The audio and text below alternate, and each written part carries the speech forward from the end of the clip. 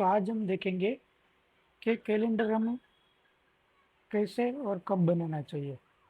तो आपको नॉर्मली पता है कि हम कैलेंडर कैसे बनाते हैं कि नियर एक्सपायरी को हम सेल करते हैं और फार एक्सपायरी को हम बाय करते हैं। तो यहाँ पे देखो कि आज निफ्टी पूरे दिन मतलब इतना साइडवे रहा, कभी 0.10 पॉइंट अप गया, पॉइंट -10 पॉइंट डाउन गया परसेंटेज में। इतनी बार स्पाइक आया है निफ्टी में, प्लस माइनस। ये देखो मतलब एक छोटी सी रेंज में ये जो डॉटेड लाइन है वो स्पॉट है, और उसका देखो पूरे दिन साइड में रहा।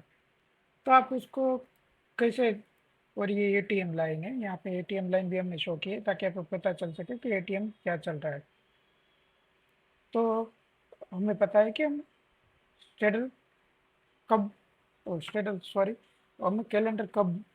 तो जैसे कि हम क्या करते हैं कि कैलेंडर बनाना हो तो हम कोई मतलब कहीं पे भी बना लेते हैं, हमें पता ही नहीं होता कि कैलेंडर हमें कहाँ पे बनाना चाहिए, कहाँ पे नहीं बनाना चाहिए। तो सपोज कि मान लो कि आपने मार्केट ओपन होते ही 5-10 मिनट वेट किया और तब चल रहा था ये एटीएम इतना, और एटीएम इतना ही चल रहा था, तो आप देखोगे तो आपने कहीं यहीं पे स्टेटस बना लिया, तब आप ये देख रहे हो डिफरेंस। तो ये डिफरेंस हमने निकाला है फार एक्सपायरी माइनस करंट एक्स नियर एक्सपायरी, तो उसका ये डिफरेंस है। तो डिफरेंस चल रहा था 75-78 के आसपास। तो आप देखोगे कि 24,850 की पुट का, तो ये आपको ये दिख रहा है कि जो ब्लू लाइन है वो 31 जुलाई की एक्सपायरी का पुट है, और ये जो ऑरेंज लाइन है वो 7 अगस्त की एक्सपायरी का पुट है। तो ये हमने लोन किया है, ये हमने शॉर्ट किया है, ये उसका डिफरेंस है, और ये डिफरेंस का ये जेड स्कोर है।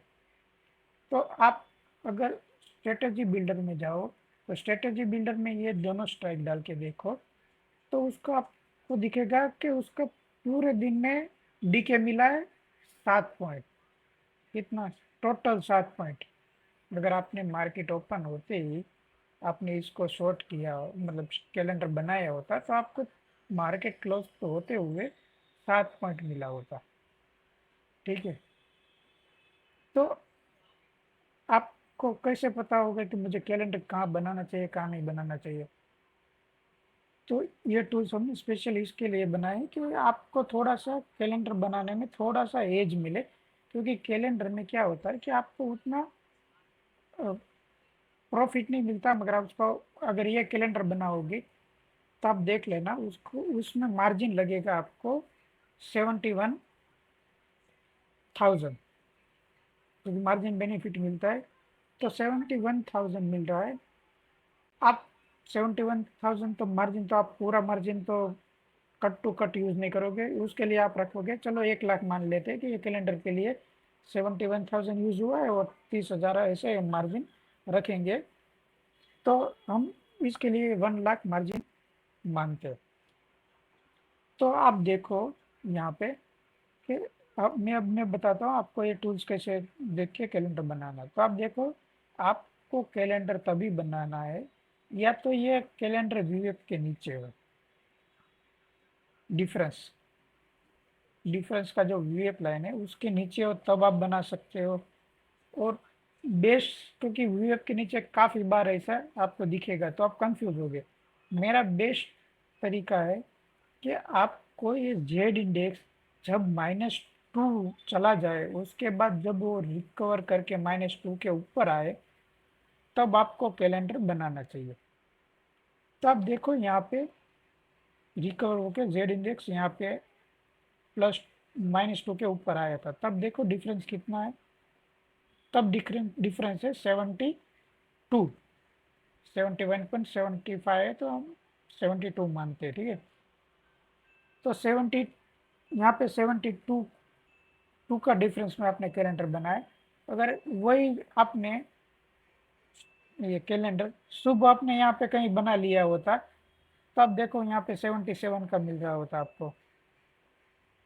तो 77 और 72 में डिफरेंस कितना? 5 पॉइंट का है। आपको लगेगा 5 पॉइंट का डिफरेंस है, बगैर कैलेंडर में 5 पॉइंट का डिफरेंस मतलब बहुत ज़्यादा होता है। जैसे कि मैंने अभी बताया, आज के पूरे दिन में कैलेंडर में आपको डीके मिला है टोटल 7 पॉइंट में, 7 पॉइंट का। तो 7 पॉइंट का डीके आपको टोटल मिला है, और उसमें आप 5 पॉइंट मतलब 2 पॉइंट अगर आपने यहाँ पे बना लिया होता तो आपको पूरे मतलब 2 पॉइंट मिलता प्रॉफिट, और आपने यहाँ पे बनाया होता तो आपको करीबन 9-10 पॉइंट मिलते। यहाँ देखो मतलब ये तो मार्केट लास्ट के 1-2 1 मिनट में ऐसा जो है, बाकी तब देखो 82 83 84 हाईएस्ट गया था। तो आपको करीबन 10 पॉइंट मिलते हैं। 10 पॉइंट मतलब निफ्टी में कितने हुए, 75 का लॉट है मतलब 750।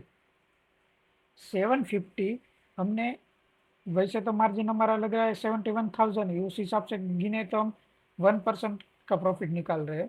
पर हम उसको ऐसे नहीं गिनेंगे कट टू कट, हम पर लेग ऐसा गिनेंगे कि हमें 1 लाख का मार्जिन लग रहा है, भले ही आपको 71,000 ही लग रहा है, फिर भी हम 1 लाख का मार्जिन गिन के चले तो भी इसमें हमें करीबन 0.75% मतलब आप परसेंटेज वाइज गिनो तो पॉइंट, आप सब निकाल के खर्चा निकाल के आप जो भी आस्क बिड में जो डिफरेंस होता है वो निकाल के, ब्रोकरेज निकाल के, सब निकाल के आप गिनो, फिर भी हम मानते हैं कि हमें 0.5 से 0.6% हमें ये प्रॉफिट दे के गया है। तो आपको ये देखना है कि भाई ये मतलब कैलेंडर बहुत अच्छी तरीके से काम करता है, मगर आपको ये पता होना चाहिए कि कैलेंडर कहाँ बनाना चाहिए मुझे, ताकि आप जो दो दूसरे लोग जो आपको कैलेंडर बना रहे हैं उससे आपके थोड़ा सा एज रहे। और आप बोलोगे कि यहाँ पे अगर मैंने रिकॉर्ड, यहाँ पे मैंने स्ट्रेटेजी बना तो ली, तो मैं स्टॉप लॉस क्या रखूँगा।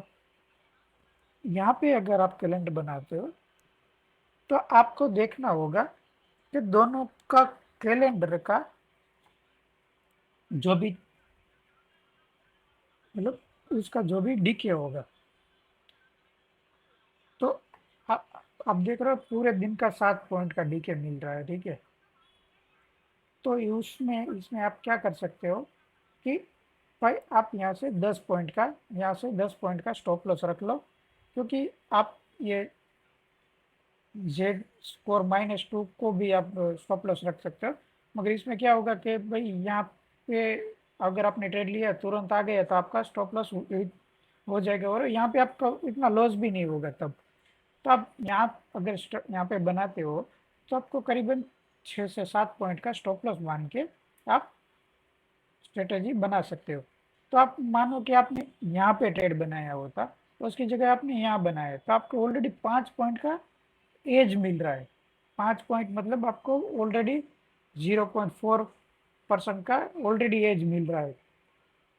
तो कैलेंडर हमने ये टूल्स इसीलिए इंट्रोड्यूस किया क्योंकि कैलेंडर सब लोग बनाते हैं, मगर किसी को आइडिया नहीं होता कि कौन से टाइम पे बनाना चाहिए, कौन से टाइम पे नहीं बनाना चाहिए। क्योंकि कोई कोई क्या देखता है, आईवी के बेस पे कैलेंडर बना लेते हैं कि भाई इसकी आईवी बड़ी नियर, स्वाभाविक है कि नियर एक्सपायरी की आईवी फार एक्सपायरी से ज़्यादा ही होगी, जो हमने यहाँ पे शो भी किया है कि भाई हाँ कि भाई नियर एक्सपायरी की जो ब्लू लाइन है वो नियर एक्सपायरी, तो उसकी आईवी ऊपर है और फार की थोड़ी नीचे है। तो कॉमन ट्रिक है कि भाई नियर की एक्सपायरी की आईवी बड़ी हुई थी।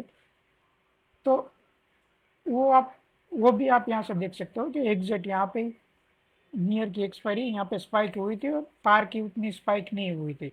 तो ये जो गैप बना है तो उस वजह से गैप बना है, यहाँ पे आईवी स्पाइक हुई थी, क्योंकि ज़्यादातर मतलब वही होता है क्योंकि प्रीमियम में क्यों डिफरेंस आता है आईवी की वजह से।